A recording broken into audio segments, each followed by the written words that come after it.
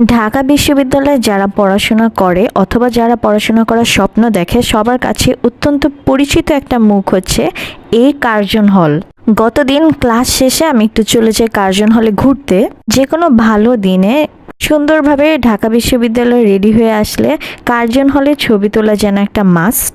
বর্তমানে কার্জন হল হলো ঢাকা বিশ্ববিদ্যালয় বিজ্ঞান অনুষদের কেন্দ্রস্থল। এখানে বিভিন্ন বিভাগ ও ল্যাব রয়েছে, যেমন পদার্থ বিজ্ঞান বিভাগ, গণিত বিভাগ, রসায়ন বিভাগ, পরিসংখ্যান বিভাগ, ভূতত্ত্ব বিভাগ ইত্যাদি।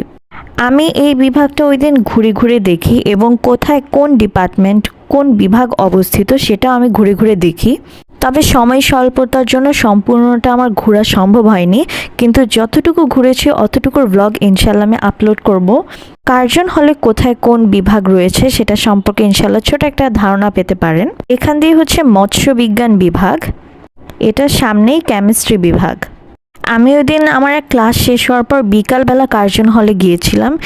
এই সময়টায় কার্জন হলে অনেক মানুষ আসে, ক্যাম্পাসের বাহিরেও অনেক মানুষ এখানে ছবি তুলতে ঘুরতে আসে। বর্তমানে কার্জন হলে নতুন একটা একাডেমিক ভবনও বানানো হয়েছে। কার্জন হলের একাডেমিক কাজকর্ম ওখানেই হয়ে থাকে। আর এটা হচ্ছে ভূতত্ত্ব বিভাগ, এটা অনেকটা পেছনেই অবস্থিত। আমাদের দেশে বিজ্ঞান বিভাগের অনেক স্টুডেন্ট রয়েছে যাদের ডাক্তারি অথবা ইঞ্জিনিয়ারিংয়ে পড়ার ইচ্ছা নেই এবং তারা ঢাকা বিশ্ববিদ্যালয়ের বিজ্ঞান বিভাগে পড়াশোনা করতে চায়। তাদের জন্যই ক্যাম্পাস হলো এই কার্জন হল।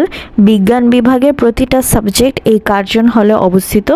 বিজ্ঞান অনুষদের সকল ডিপার্টমেন্টগুলো এখানেই, যেমন এটা ছিল কেমিস্ট্রি ডিপার্টমেন্ট। এইখানকার সিনারিওটা অনেক সুন্দর এবং সবশেষে দেখি applied chemistry and chemical engineering department.